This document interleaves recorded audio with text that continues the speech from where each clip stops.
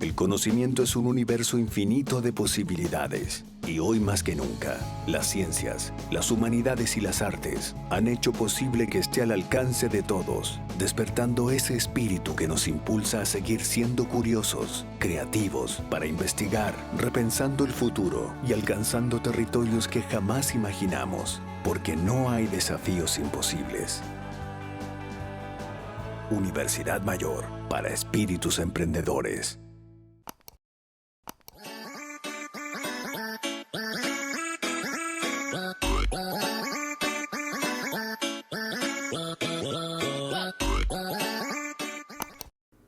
Hola muchachos y muchachas, ¿cómo están? Los saludo y además les pido como siempre que nos avisen en el chat si es que hay algún problema técnico, ahí mientras ustedes arman su grupo de WhatsApp y todo eso. Hoy día vamos a ver la célula eucarionte. Habíamos hablado la clase pasada, hace 2 semanas, de las generalidades, cosas que se aplicaban, reglas que se aplicaban a todas las células. Pero hoy día ya vamos a hacer la primera división. Sí, Micaela, me saqué el polerón porque hacía un poco de calor. Ya, qué bueno que se escuche todo bien.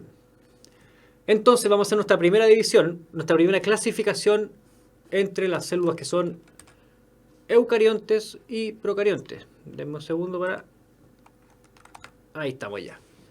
Las células procariontes, como nosotros ya habíamos visto, son células que carecen de núcleo y de organelos membranosos. O sea que todo está flotando en este citoplasma medio junto, por decirlo de alguna forma. En cambio, las células eucariontes tienen organelos que separan cosas. O sea, tienen dentro, además de la membrana plasmática, tienen otras membranas que están separando, generando compartimientos distintos, que nosotros vamos a llamar organelos, dentro de ella misma. Principalmente el núcleo, que el núcleo está separado por una membrana y separa el material genético del resto de la célula. ¿Ya? Buenas tardes muchachos, los que están integrándose. Entonces esta división, esta separación entre eucarionte y procarionte la tenemos que tener clara y entender que los procariontes son las bacterias y los eucariontes son el resto de todo lo que hay en la naturaleza. No es solamente, después vamos a ver célula animal y vegetal, no es solamente célula animal y vegetal, pero esa es la división que tenemos que tener ahora lista. Célula eucarionte, partamos. Aquí tenemos harta materia para ir describiendo. La célula eucarionte tiene, como ya decíamos, organelos o estructuras subcelulares que están delimitadas por membranas. La primera es el núcleo. Voy a correrme un poco. El núcleo es el lugar donde se almacena el ADN o el material genético y está compuesto por una membrana, que es la que nosotros entendemos como esta separación, que se llama carioteca, que además de los fosfolípidos que forman esta membrana, también tiene proteínas proteínas llamadas láminas nucleares. También esta membrana no está completamente aislada, posee poros que comunican cosas o comunican las cosas que tienen que entrar y salir también del núcleo. Por ejemplo, el RNA. Nosotros vimos ya que existió un dogma de la biología molecular en el cual el ADN se transforma a ARN y en el citoplasma es donde en el ribosoma se convierte en proteína. Y esas son las proteínas que van a funcionar y van a realizar todas las funciones de la célula. Entonces, si el ADN está dentro del núcleo y las proteínas se generan fuera, hay algo que tiene que salir para comunicar esto y eso es el ARN mensajero que sale por estos poros. En el interior existe una zona más densa que se llama nucleolo. Y en este lugar es donde se lleva a cabo la síntesis del ARN ribosomal de la célula, el nucleolo. ¿Ya? Eso era el núcleo. Vamos pasando rápido porque aquí hay harta materia y hartas dudas posibles. Afuera del núcleo tenemos otros organelos que están separados por membrana, que son, por ejemplo, el retículo endoplasmático, que se divide en dos tipos. ¿Ya? Antes de eso voy a ver si hay alguna pregunta. Sí, Javier, el ARN mensajero pasa por ahí, por los poros de... La vegetal es eucarionte, me imagino que dice, sí, es eucarionte la vegetal. Entonces, ya, hasta ahí vamos con la duda. No me cambié de ropa, me saqué el polerón nomás, que hacía un poco calor. ¿El núcleo tiene doble membrana? Sí, tiene doble membrana. no una doble capa, doble membrana. Está bien. Vamos con el retículo endoplasmático. Liso de lípidos. Mira la técnica que nos está dando ahí Carlos Bravo. Dice mnemotecnia. Retículo liso de lípidos, para que lo aprendan de memoria. Sí, también porque es muy fácil confundirse entre los dos tipos de retículos. Está el retículo endoplasmático liso, que es que está en contacto directo con el retículo endoplasmático rugoso, están pegaditos, pero el liso participa en la síntesis de fosfolípidos, en realidad de lípidos en general, y también del colesterol, pero con mayor importancia en los fosfolípidos. O sea, los fosfolípidos nosotros estamos viendo que además de componer la membrana plasmática, que es el contorno exterior de la célula, están formando o delimitando todos estos organelos. Todos estos organelos que están separados por membranas tienen que tener un suministro de fosfolípidos para poder formarlos. Y los fosfolípidos salen de acá, del retículo endoplasmático liso. Y además tiene un importante rol en la degradación de sustancias tóxicas para la célula. O sea, es capaz de metabolizar cosas que a la célula le hacen mal. Es uno de los organelos que puede hacer eso. Por ejemplo, como dato curioso, la gente que tiene alcoholismo, o sea, que consume mucho alcohol, desarrolla problemas hepáticos. El principal es la cirrosis. Si uno viera en el microscopio una célula de alguien que es alcohólico, es muy probable que encontrara el retículo endoplasmático liso exagerado, muy grande. ¿Por qué? Porque cuando las células se ven expuestas a muchas cosas que tienen tóxicas, que tienen que degradar, van aumentando la disponibilidad o el tamaño del retículo endoplasmático liso. Y eso debería ocurrir con una persona que consume alcohol, que es algo tóxico. Para los que no lo recuerdan, es algo tóxico. Entonces, tenemos el retículo endoplasmático liso. Y también tenemos un segundo tipo de retículo endoplasmático, que es el retículo endoplasmático rugoso, que es un gran organelo dijimos que están en contacto estos dos retículos, que participa en la modificación y plegamiento inicial de las proteínas. En su membrana se encuentran adosados los ribosomas, que son los que le dan el aspecto rugoso. Aquí nos dio un consejo para poder recordarnos que Carlos Bravo. Yo les voy mi forma de saber cuál es cuál es que el rugoso es rugoso, o sea, está arrugado porque en el microscopio se ven los ribosomas. Entonces, ¿qué hacen los ribosomas? Los ribosomas, acuérdense que son el lugar donde se sintetiza la proteína. Por lo cual, el retículo endoplasmático rugoso, el que tiene los ribosomas, es el que tiene que ver con las proteínas. Y como nos decía Carlos también, el otro es el que tiene que ver con los lípidos y con la detoxificación o el metabolismo la metabolización de esos componentes que son tóxicos para nosotros. Entonces, ¿qué hace? ¿Qué hace? Si el ribosoma en el fondo venía el ADN, está el molde, de ahí sacamos una copia, que era el ARN mensajero, que era como un papelito que iba con las instrucciones, llegaba al ribosoma, y en el ribosoma eso ya se transforma en aminoácidos, péptidos, y en el fondo sale la proteína. Pero ¿qué es lo que pasa? ¿Se acuerdan que nosotros vimos que las proteínas necesitan una estructura terciaria? Las proteínas funcionan tridimensionalmente, tienen que empaquetarse, tienen que ordenarse, armar una maquinita en base a esta hebra continua de aminoácidos. Lo que hace el ribosoma es que va imprimiendo esta hebra de aminoácidos como en fila, y en el retículo endoplasmático se va armando. O sea, cuando hablan de procesamiento de proteína, en el fondo es eso, que se le da la estructura terciaria. Vamos a ver un poquito las preguntas. Está la técnica de Carlos.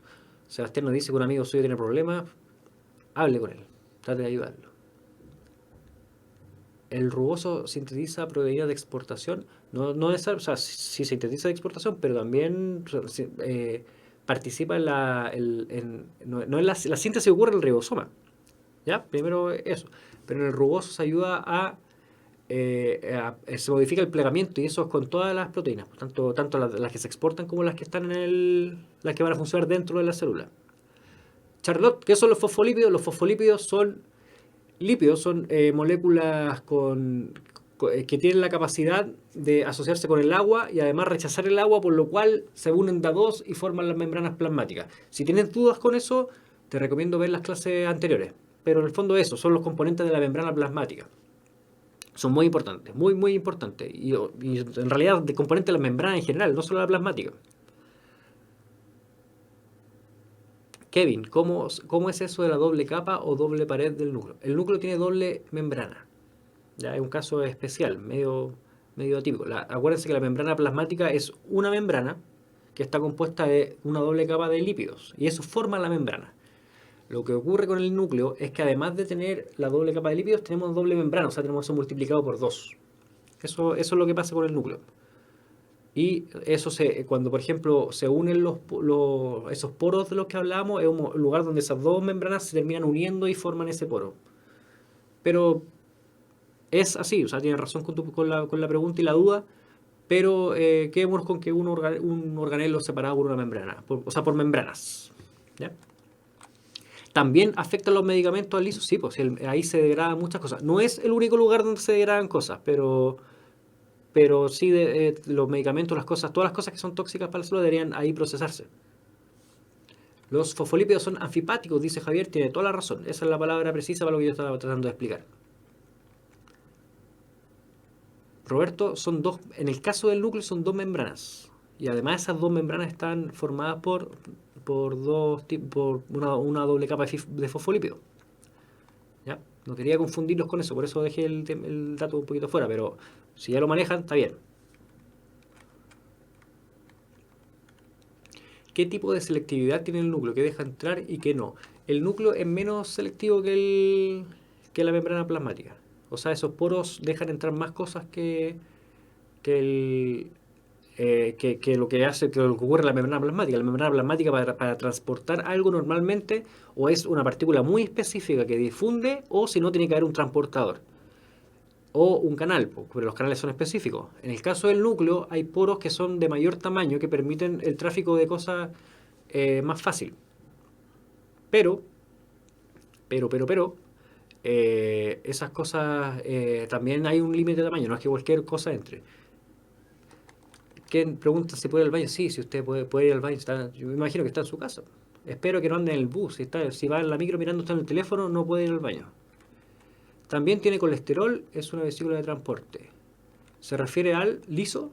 En el liso, como ya decíamos, el retículo endoplasmático liso, se sintetizan todos los lípidos. Entre ellos, o sea, yo decía fosfolípido ahí, pero yo aclaré que eran los lípidos. Entre ellos el colesterol y todos los otros lípidos que van a ser usados. Y entre ellos los fosfolípidos, que son los más importantes. Y el colesterol le da rigidez. Me imagino que dice Matías Rebanal. El colesterol le da rigidez. El colesterol es el que le da rigidez a las membranas. La membrana, acuérdense el modelo mosaico fluido, cuando nosotros hablamos que las membranas están compuestas de fosfolípidos, en realidad estamos hablando de fosfolípidos y hartas cosas más. Por eso los que encuentran que me faltó decir integrantes de la membrana, me faltaron varios. Y lo vamos a ver en una clase que vamos a tener de membrana, exclusivamente de membrana. ¿Ya? Ojalá no se me haya quedado ninguna pregunta. Aparato de Golgi, otro más. Está cercano al retículo endoplasmático rugoso, posee una cara cis hacia el retículo y una cara trans hacia el otro lado, hacia el exterior. Es el órgano modificador, distribuidor y empaquetador de todas las proteínas que fabrican las células, proveniente del retículo endoplasmático rugoso. O sea, nosotros ya vemos que sale un ARN mensajero, vamos a la película entera, sale un ARN mensajero que es un molde del ADN, perdón. Llega al ribosoma, del ribosoma sale como una hebra larga. En el retículo endoplasmático rugoso, que es rugoso porque tiene los ribosomas, se empaqueta para que funcione y termina armando esa estructura, y el aparato de Golgi es el que ya los distribuye. Es como una cadena de una fábrica, una cosa así, donde cada uno hace su función, lo distribuye y de repente, por ejemplo, muchas veces es necesario armar, lanzarlo en vesículas. Cuando la célula, cuando por ejemplo secreta una proteína, tiene que mandarla envuelta en algo y la manda envuelta en una vesícula, y eso es una de las pegas que hace el aparato de Golgi. Ya, Oscar, necesito que si me dice que no entiende me diga qué es lo que no entiende, porque si no tengo que partir de nuevo y ahí estamos difícil. En la cara trans sale la vesícula, Javier, tiene toda la razón. Esa es la que ya está liberando, en el fondo. Es como cuando es como el camioncito que se lleva los productos al final de una empresa, en una fábrica. Una fábrica que hace cualquier cosa, no sé, pelotas de fútbol. Ya hay compadres que la arman, otros que las cosen, otros que las terminan de envolver. Y al final un camión se va a llevar las pelotas donde van a ser distribuidas. Eso camioncito es la vesícula. Y el aparato de Golgi vendría siendo el último tipo que está en la fábrica, que la envuelve y le pone el papel, el sello, esto va para acá, esto va para allá, listo. Distribuidor. ¿Ya? Así que hasta ahí espero que estemos bien con estos organelos. Hay que aprendérselos de memoria. Por eso estaba muy buena la técnica que nos da Víctor, porque hay que aprendérselos de memoria y no confundirse. Javier nos da el mundo de la célula para complementar. Vamos a verlo. ¿El aparato de Golgi produce los lisosomas? Sí, sí, muy bien, Díaz. ¿A qué se le llama ser vivo? Uy, qué pregunta, se tiró la vida del compadre que se llama aquí en YouTube. Esa pregunta tenemos que responderla en unas clases y unas conversaciones en harto. Pero ser vivo es cualquier...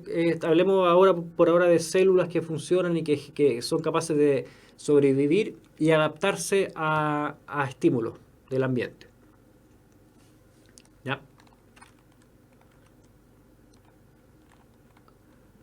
A Carlos Bravo le dieron otro ejemplo, el de la lechería. Sí, hay ejemplos. El ejemplo de las pelotas de fútbol y la fábrica se me acaba de ocurrir, así que no... A lo mejor hay unos mejores. ¿Ya?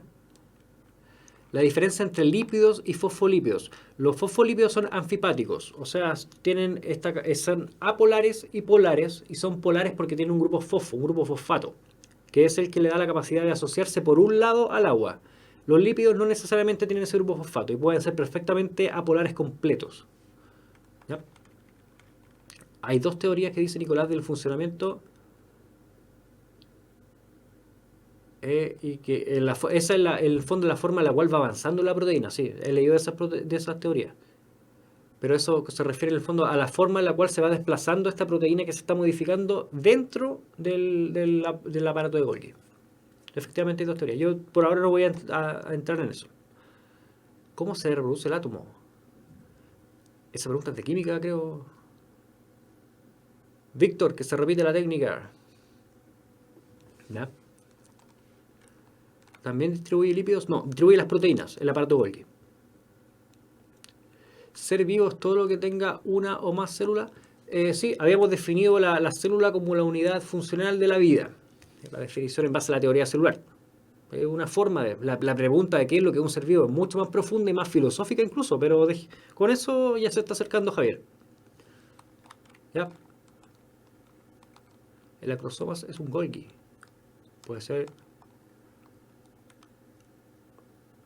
¿El aparato de Golgi dentro de su función es la formación de vesículas de secreción? Sí, una parte en el fondo cuando hablamos de empaquetamiento y distribución hablamos de vesículas, por ejemplo. No es lo único, pero sí. Profe, más o menos ¿cuántas preguntas tiene la PSU? Como 80. De biología, de cada módulo común, 16 de cada uno de los tres. Y después tiene el módulo lectivo.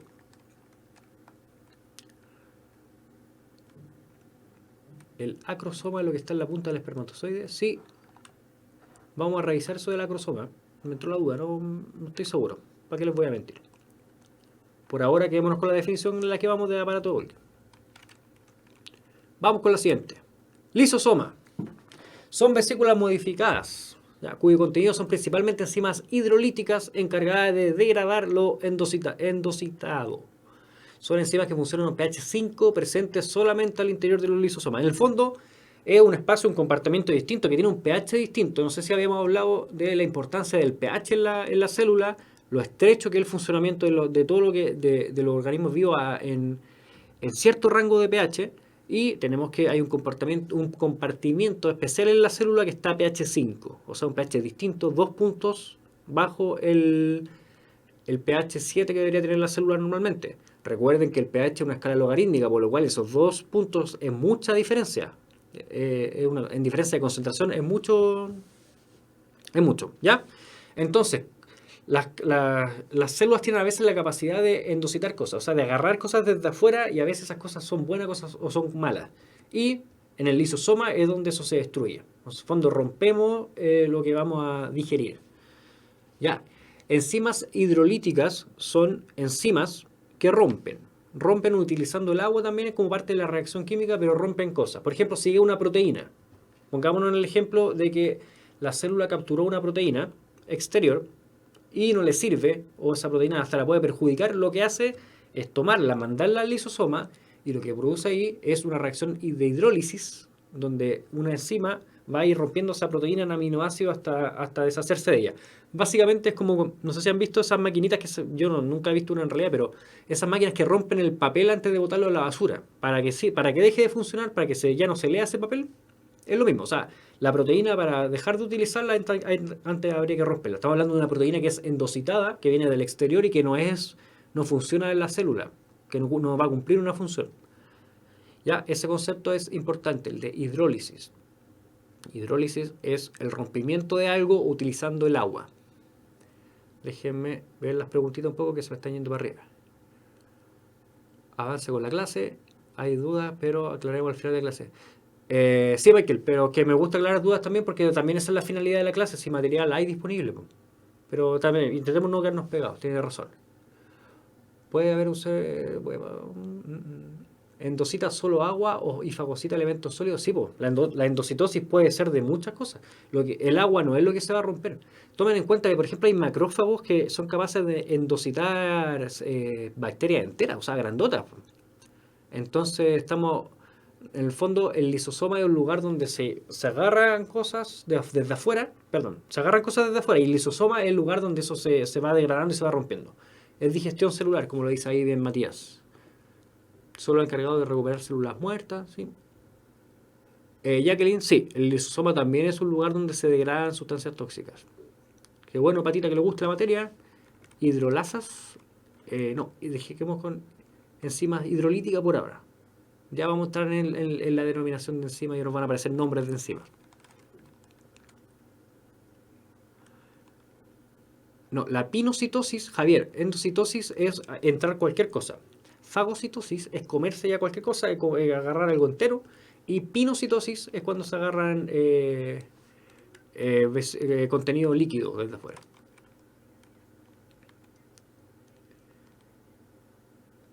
Ahí no entendí lo que dijo el compadre, pero no importa.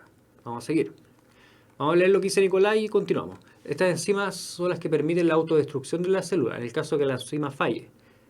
Eso es lo que deja de funcionar el caso del cáncer como muta. No, es que ese tema, Nicolás, es mucho más profundo. Estamos hablando de apoptosis, estamos hablando de los mecanismos por los cuales la célula, los mecanismos que fallan en el cáncer para que las células pierda la capacidad de eliminarse, de apoptosis, que se llama en el fondo la muerte celular programada, que es lo que falla casi siempre en el cáncer. Es un tema más profundo y entra en los contenidos PSU. Lo vamos a ver más adelante en la clase, ¿ya? Pero ahora estamos hablando de los lisosomas, que son un lugar específico donde se rompen cosas, se rompen partículas. Pensemos en proteínas, pensemos en moléculas grandes, ¿ya? Así que quedémonos con eso. Peroxisomas. Los peroxisomas son vesículas modificadas que contienen enzimas que ayudan a la célula a evitar el estrés celular. Presencia de radicales libres oxidantes. Ustedes van a ver en química, los que van a preparar química, que hay dos equilibrios importantes, que son el equilibrio ácido-base, el pH, y el equilibrio de óxido-reducción, que es el equilibrio redox. Yo soy bioquímico, así que de repente se me mezclan estas cuestiones. La química con la biología, a eso me refiero. Pero hay dos equilibrios que la célula tiene que mantener para sobrevivir, que son equilibrios súper finos. Uno es el equilibrio ácido-base, que el pH no se mueva, y el otro el equilibrio redox, de óxido-reducción. Y hay sustancias que por ejemplo le llaman los oxidantes o radicales libres oxidantes, que desplazan ese equilibrio. Son muy oxidantes. Es lo mismo que meter un ácido muy fuerte. Estamos hablando de equilibrios distintos, sabemos eso, ¿cierto? Pero esos radicales libres oxidantes desplazan ese equilibrio. Entonces lo que hacen los peroxisomas es ser un lugar donde se ayuda a evitar ese estrés celular. En el fondo es como se ayudan a evitar esos problemas. De estas enzimas se pueden descartar la glutatión transferasa y la catalasa. La catalasa es una enzima que transforma el peróxido de hidrógeno en agua y oxígeno. El peróxido de hidrógeno, que lo conocen como agua oxigenada, es una de las cosas que peor le hace a la célula porque es muy, muy, muy oxidante. Es como si habláramos de un ácido muy fuerte. ¿Ya? Estamos hablando de dos equilibrios distintos. No mezclemos ácido base con equilibrio redox, pero estamos hablando de algo que hace daño, porque es muy extremo. Y el peróxido de hidrógeno le hace mucho daño a la célula. Y lo que hace la catalasa es transformar el peróxido de hidrógeno, que es muy maligno, en agua y hidrógeno, o sea, algo que es súper inocuo. Así que esa es la función de la catalasa, no es menor. ¿Ya? Cuando hablamos de agua oxigenada, el agua oxigenada que venden normalmente tiene una concentración súper baja de peróxido de hidrógeno, no vaya a pensar que eso es tan mortal. Pero el peróxido de hidrógeno concentrado es dañino, muy dañino para la célula. ¿Ya? José Luis Valenzuela, son enzimas oxidativas. Quedémonos con que son enzimas antioxidantes. Porque los órganos, los que son los radicales serían los oxidantes. El peróxido de hidrógeno es un agente oxidante. Entonces lo que hace esta enzima es, en el fondo, lo contrario, desactivar estos oxidantes, ser antioxidante. No sé si han escuchado el término antioxidante en algunos compuestos, como que se supone que son buenos para la salud. No todos bueno, deberían serlo.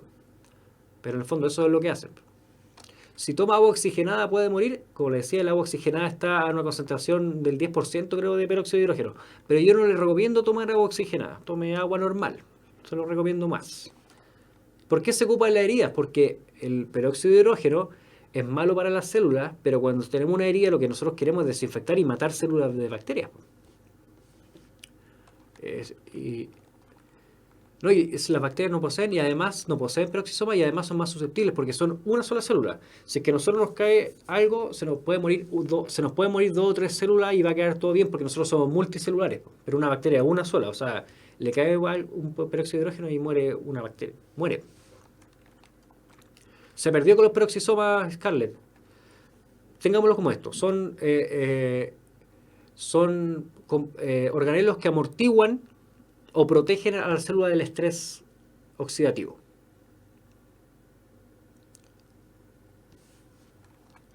¿Ya?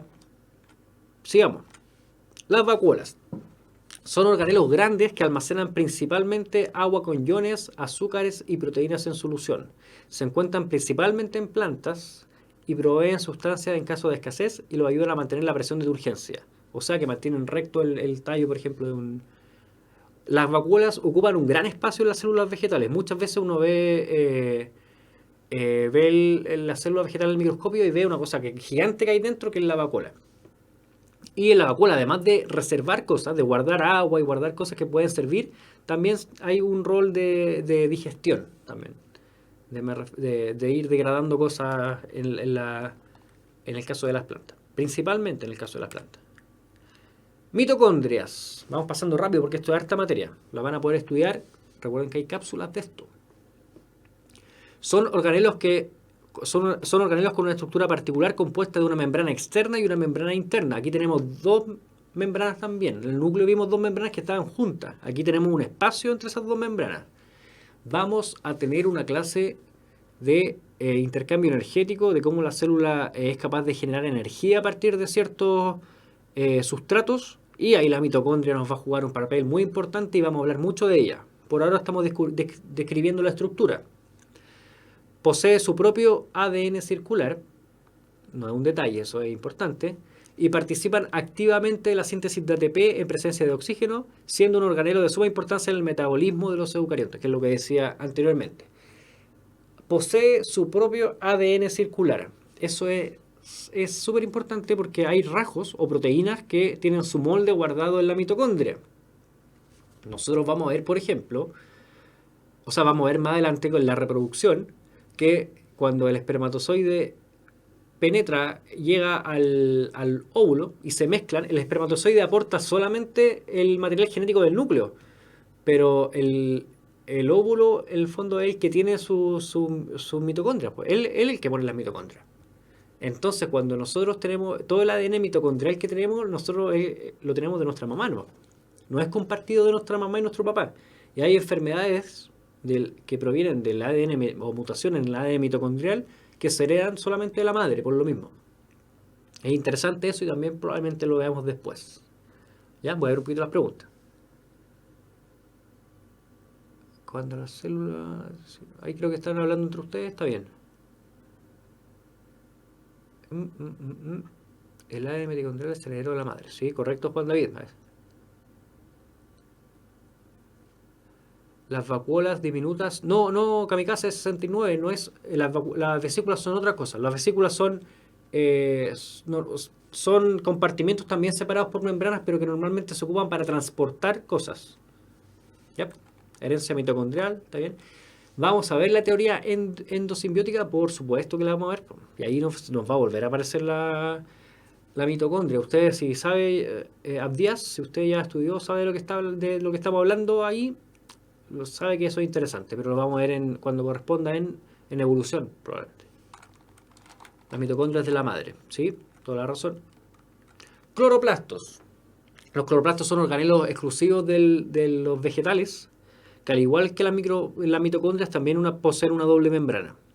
Una forma la membrana externa y la otra los tilacoides, que son estos como discos que se ven dentro de la célula. Y en ese lugar se lleva a cabo el proceso de fotosíntesis fotodependiente. Y también posee su propio ADN circular. ¿Ya? Así que también heredan, no sé, yo todavía no tengo claro cómo es la reproducción de las plantas. No vamos a chamullar con lo del espermatozoide, no podemos. Así que, pero sí tenemos que saber que tienen un ADN circular y características que son propias, que dependen de los cloroplastos también. Y también doble membrana y el proceso de fotosíntesis, que lo vamos a ver también en la transferencia de energía entre los seres vivos, porque eso es muy, muy importante. ¿Ya? Ahí se están respondiendo entre ustedes, creo, chiquillos. Está bien eso, pero de repente me cuesta pillar las preguntas que vienen hacia mí. Así que denme un tiempo. Todos los organelos los aporta la madre, excepto el núcleo. Excepto el núcleo Elizabeth. Porque es el óvulo, en el fondo, el que provee los organelos, todo lo que está en el citoplasma, y el núcleo del espermatozoide es lo único que termina aportándose. Normalmente, las características genéticas que están en el núcleo se pueden después generar más organelo y todo eso y no se ve tan afectado. Pero el ADN y los órganos que tienen ADN sí van a quedar ahí. O sea, van a quedar con su ADN propio. Profe, la célula animal, ¿cuál es la enzima necesaria para la síntesis del colesterol? La síntesis del colesterol ocurre en una vía, en una vía que tiene muchas enzimas.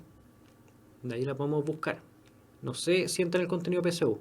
Escríbame en las preguntas de la clase anterior si quiere que lo ayude. ¿Ya? Camila dice que eso parece un completo. ¿Puede ser? Ya, sigamos. También, aparte de estos organelos que están separados por membranas, existen componentes subcelulares que son macromoléculas que igual funcionan, pero que no están separados por membranas, están ahí mismo.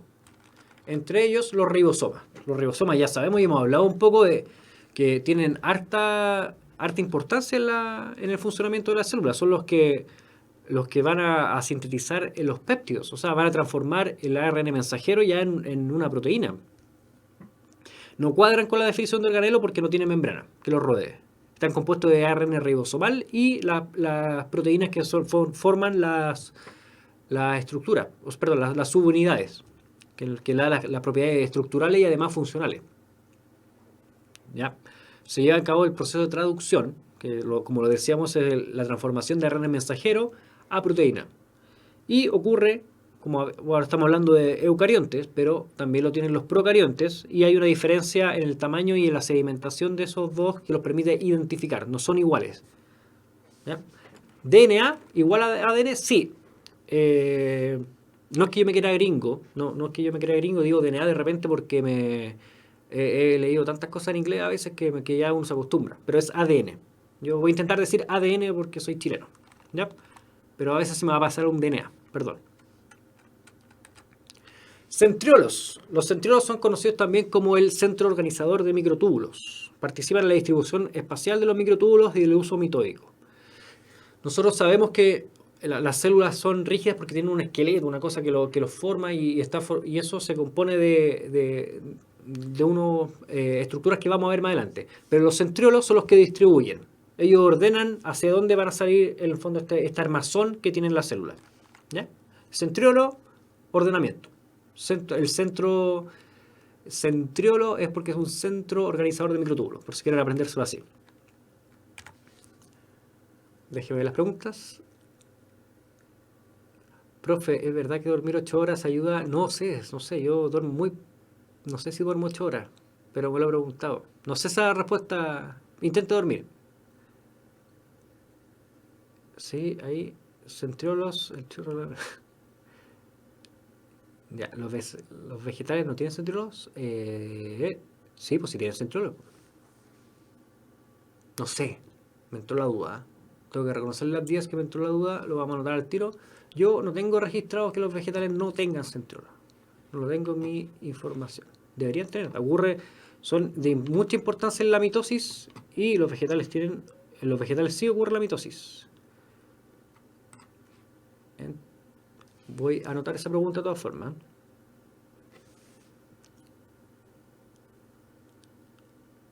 Mira, ahí tenemos una duda. ¿Alguien más tiene?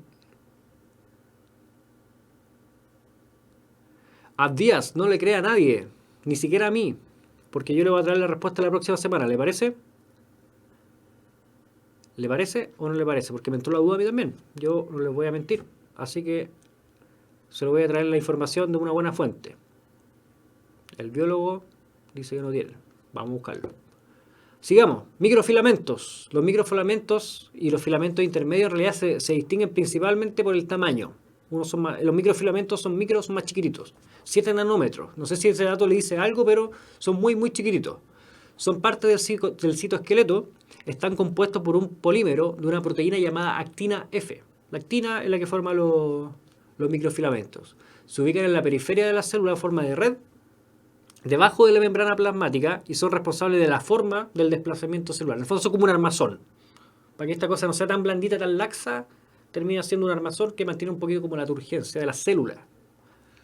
Filamentos intermedios son parte del citoesqueleto, están compuestos por más de una proteína, entre las que una de las más conocidas es la queratina.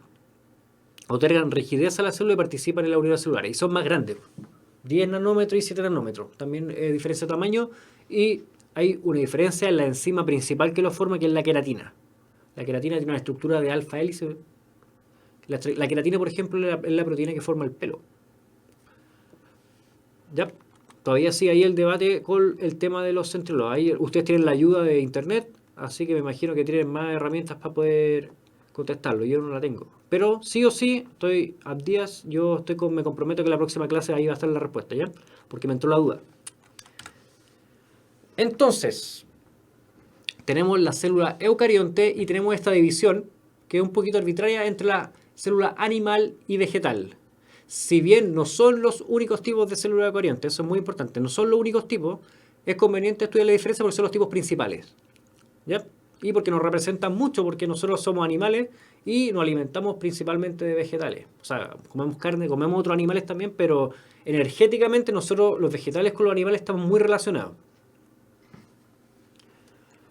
Daniela se perdió leyendo comentarios. Sí, pues el problema, eso es lo que pasa. Ya. Todavía está la duda ahí de los centriólogos. Yo, como les dije, lo voy a traer. Paciencia.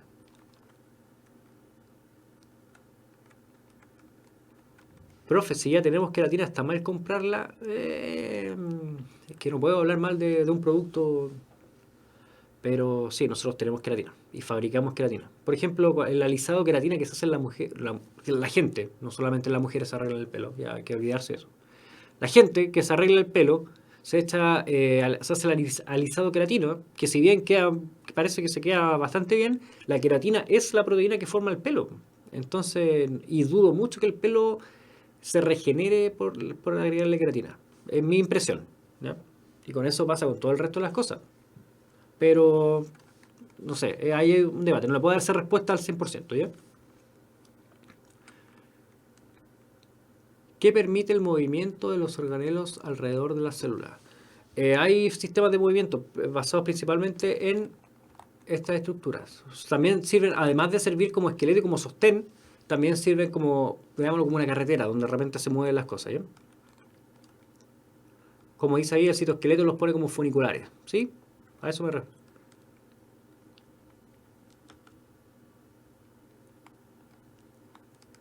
Profe, mire la imagen comparativa que sale ahí. Los centriolos solo salen en la célula animal. Sí, sí, puede ser, si yo tengo la duda.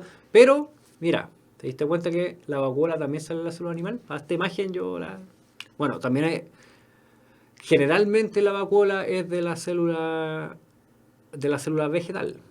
También hay excepciones. Pero voy a revisar lo de los centriolos porque la imagen todavía no me aclara la duda, ¿ya? Así que paciencia.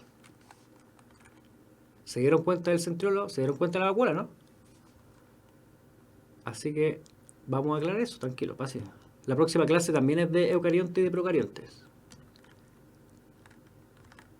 Entonces tenemos este cuadro comparativo de la célula animal y vegetal. La célula animal no tiene pared vegetal. Y la célula vegetal sí tiene pared vegetal de celulosa. Eso es súper importante porque le da rigidez y lo vamos a ver más adelante en fenómenos de transporte. Cuando ocurren distorsiones en la forma de la célula, que la pared celular aguanta bastante. Aguanta bastante. Y es bastante estable. ¿Se acuerdan que Robert Hooke lo que vio fue células muertas, pero vio las paredes vegetales? O sea, todavía seguían ahí. Yep. Ausencia de cloroplastos y otros plastidos. Mire qué interesante lo que encontramos ahí. Dice ausencia de cloroplastos y otros plastidos, y ahí presencia de otros plastidos. No veo el tema de los centriolos. Pensé que eran los centriolos y me equivoqué. Bueno, ahí no hay cloroplastos ni otros plastidos, y en la célula vegetal sí. La condición cromosómica en la célula animal es diploide. ¿Ya? Nosotros somos diploides, la mayoría de los animales lo son. Los vegetales no necesariamente. Pueden tener más de una copia de cada cromosoma. Presencia de lisosomas, sí, en los animales, y los vegetales no tienen lisosomas. Ausencia de glioxisomas, y los vegetales sí tienen glioxisomas. Después vamos a ver qué pasa con los glioxisomas. ¿Ya? Lo vamos a ver más adelante, un poquito más específico. Y los animales tenemos colesterol en la membrana plasmática, y los vegetales no tienen colesterol, tienen un ergomasterol o ergosterol que es parecido, cumple la misma función, pero no es lo mismo. O sea, que se puede establecer como una diferencia. Entonces, la presencia del colesterol es un aspecto único de la célula animal. En la membrana plasmática, sí, solo hay colesterol en la célula animal, pero hay algo muy parecido que el ergosterol, que cumple esa función. ¿Cómo funciona la regeneración celular? Tranquilo, eso es de varias clases más adelante.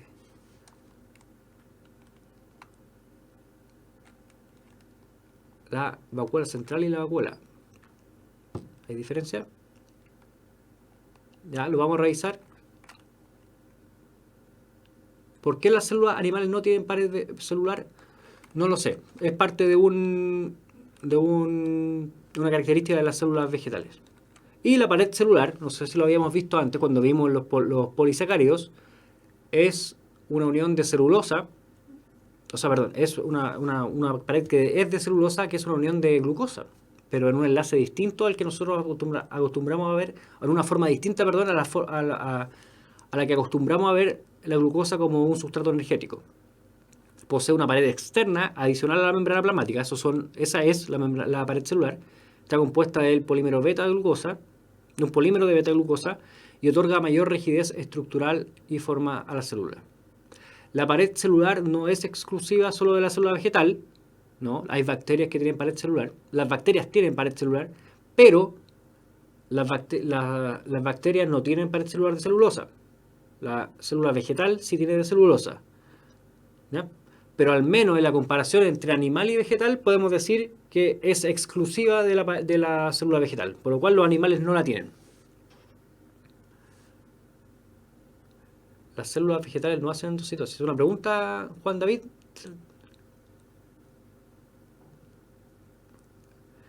Es porque las células vegetales están hechas para dar rigidez y nosotros somos blanditos. Sí, nosotros somos blanditos, algunos más que otros, pero además nosotros nos movemos. No solamente resistencia, sino también es porque nosotros necesitamos movernos. Entonces necesitamos ser un poquito más fluidos. Las plantas no se mueven. ¿Ya? Si no hay lisosomas, ¿cómo se realiza la digestión celular en las células vegetales? En la vacuola, ¿se acuerda que existía también digestión celular? Hay un lugar donde también puede ayudar a compensar la célula vegetal para la digestión celular.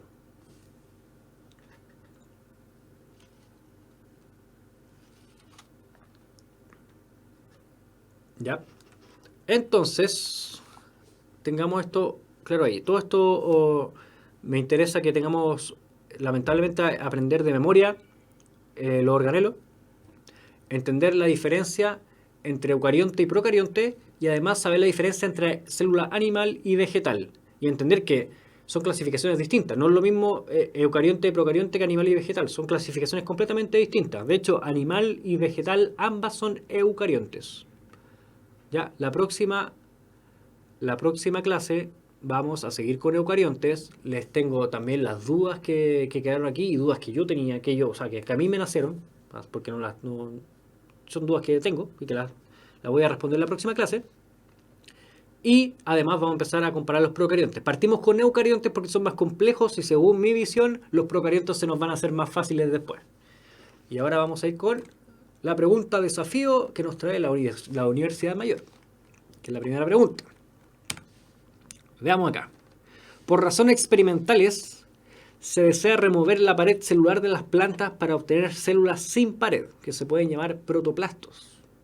Células sin pared. No se distraigan con esas cosas. ¿Cuáles de los siguientes procedimientos permitiría obtener protoplastos o células sin pared? Insisto, porque de repente uno se confunde, se asusta con términos que a lo mejor no ha escuchado. A. Colocar los trozos de tejido vegetal en agua destilada para provocar un shock osmótico. B. Aplicar altas temperaturas para disolver la pared. C. Utilizar proteasas para disolver las proteínas presentes en la pared celular. D. Utilizar enzimas que hidrolicen los polisacáridos de la pared celular. Y E. Inhibir la síntesis de celulosa. ¿Cómo vamos?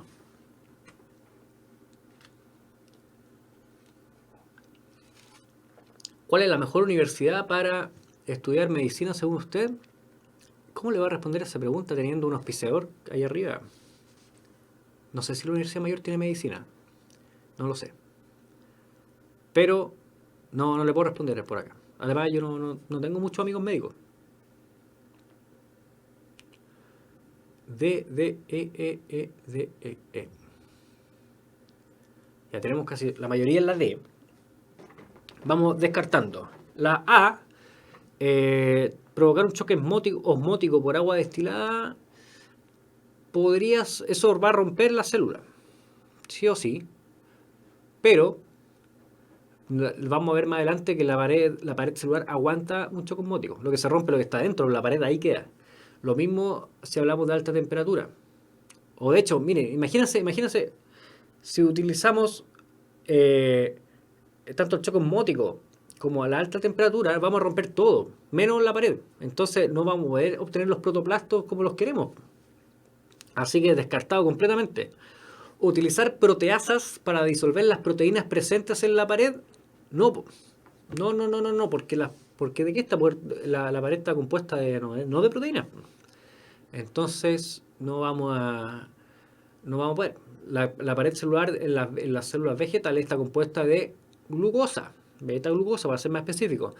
Entonces esa beta-glucosa se une y forma el polisacárido celulosa y ahí tenemos entre estas dos opciones, que una inhibe la síntesis de la celulosa, o sea, paramos la construcción de la pared celular, y la otra que rompe la pared celular.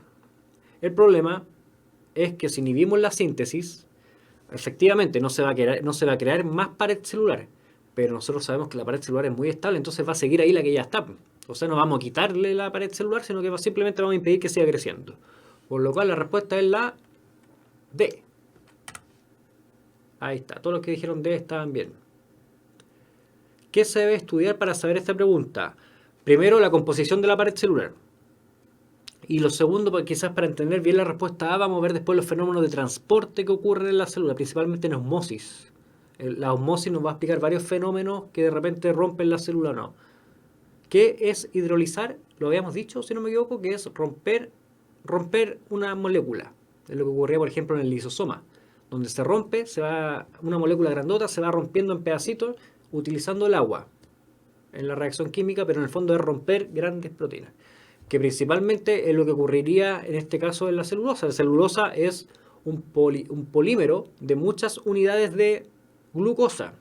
Entonces la hidrólisis de la celulosa lo que haría es ir separando cada unidad de glucosa y dejarlas solitas, cada una suelta, y con eso se van a perder las propiedades. ¿Ya?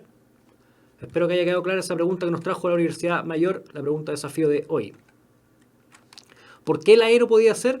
Porque si bien la E nos va a impedir que se siga generando no nos va a eliminar la que ya está. La pared celular que ya está va a quedar ahí. De hecho, ¿se acuerda que Robert Hooke vio la pared celular pese a que la célula ya no existía? O sea, es muy estable. No sé, que no tengo la imagen Thor, yo veo otras películas, no sé, pero él se parece a mí, no yo a él. Profe, ¿usted tiene algún correo donde pueda hacerle preguntas sobre biología? Mm, hagamos algo, póngalo en la última clase que se publicó en biología, deme su correo y yo le respondo. ¿Le parece? Porque dar el correo en una transmisión no sé si es muy favorable. Ya, sigamos con las preguntas. Tenemos preguntas que nos habían quedado de la semana pasada también y además dijimos que íbamos a ir viendo método científico en todas las clases porque es muy importante. A comienzos del siglo XX, Max Planck estudió la emisión de energía de los sólidos al ser calentados, permitiéndole enunciar que, abre comillas, los átomos y las moléculas emiten o absorben energía solo en cantidades definidas, pequeños paquetes. Al respecto se puede decir que es una teoría, un problema de investigación, una ley científica, un procedimiento experimental o un marco conceptual. Aunque usted no lo crea, esta pregunta yo la saqué de un modelo oficial de biología y no de química. Es de biología. ¿Por qué? Porque es de método científico. Y lo vamos a ver. Y lo que plantea aquí Max Planck, ya casi todos le achuntaron, es una teoría. ¿Por qué? Porque es lo que él postula, está entre comillas, y él se la va jugando un poquito. Entonces había poco conflicto. Qué bueno que haya unanimidad. ¿Ya? Muy bien.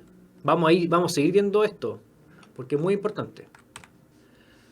Pregunta número 2. Respecto a los niveles de organización, ¿cuál de los siguientes conceptos abarca los demás? Célula, tejido, molécula, organelo y macromolécula. ¿Cuál abarca o engloba al resto? ¿Qué diferencia hay entre la teoría con la ley científica? Lo vamos a seguir viendo.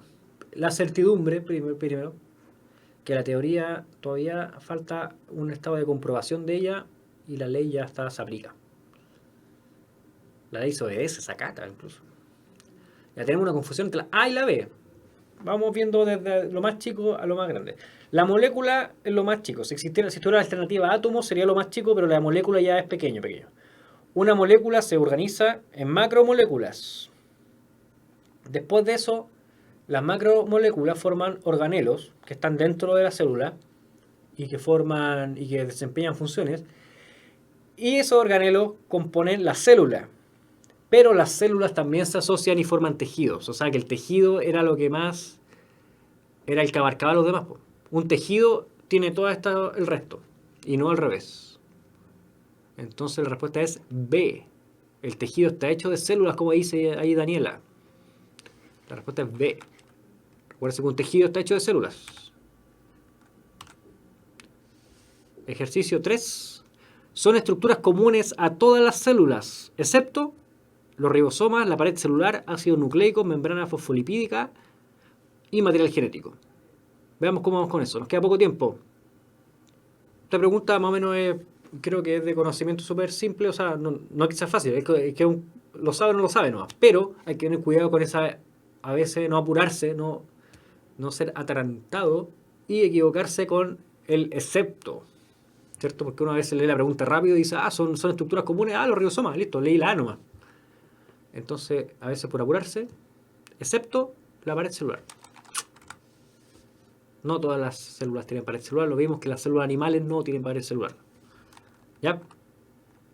Ribosomas están en todas las células, porque si no, no se generarían proteínas.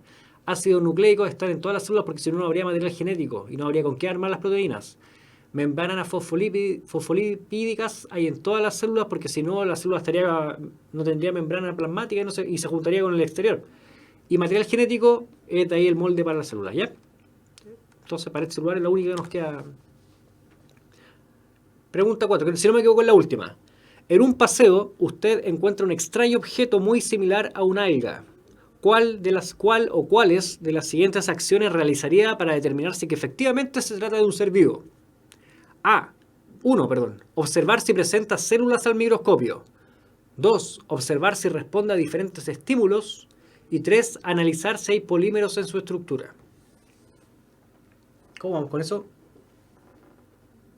Vamos viendo uno por uno.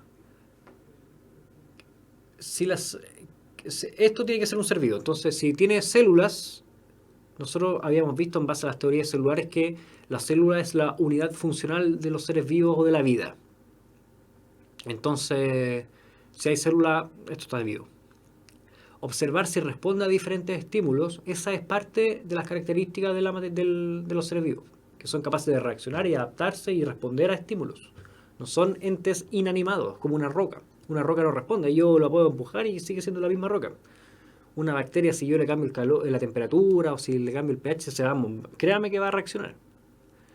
Y analizar si hay polímeros en su estructura, si bien las células están conformadas por polímeros o tienen muchas macromoléculas que son polímeros, eso no es exclusivo de las células de los seres vivos. Los polímeros también están en la materia inanimada. Entonces la 3 ya se nos queda completamente afuera y la respuesta es la D. Solo 1 y 2. Ahí está, que vamos, esta sí, y la última no. Entonces solo 1 y 2. Muy bien a los que le acertaron. Ya, muchachos, la última pregunta, pensé que habíamos terminado. La diferencia estructural entre las células procariontes y las eucariontes es que la célula procarionte tiene pared celular, la A. La B, la eucarionte presenta citoesqueleto. La C, la procarionte tiene flagelos que le permiten desplazarse.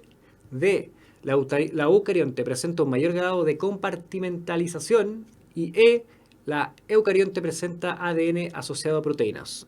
Yo sé que hay cosas que no hemos visto, pero hay una que la vimos y esa es la correcta. Ya, para responder esta pregunta, tenemos que ver qué era la célula eucarionte. Era una célula que tenía organelos delimitados por membrana plasmática. ¿Qué significa eso? Que es un compartimiento separado. Es decir, el núcleo si bien está dentro de la célula y funciona con la célula, está separado, está envuelto en membrana, por lo cual es un compartimiento. Lo mismo ocurre con el retículo endoplasmático, con la vacuola, con todo lo que nombramos, son compartimentos, por lo cual la célula eucarionte tiene un mayor grado de compartimentalización. En cambio, la célula procarionte todo está revuelto y esa es la respuesta correcta, la letra D. Ya, muchachos, hasta ahí queda la clase de hoy. Ojalá les haya servido. La próxima clase vamos a terminar con célula eucarionte y empezar con procarionte. Y además les voy a traer las dudas que quedaron pendientes, que las tengo anotadas acá. Ya, que estén muy bien. Gracias por ver la clase. Estudien. Chau, chau.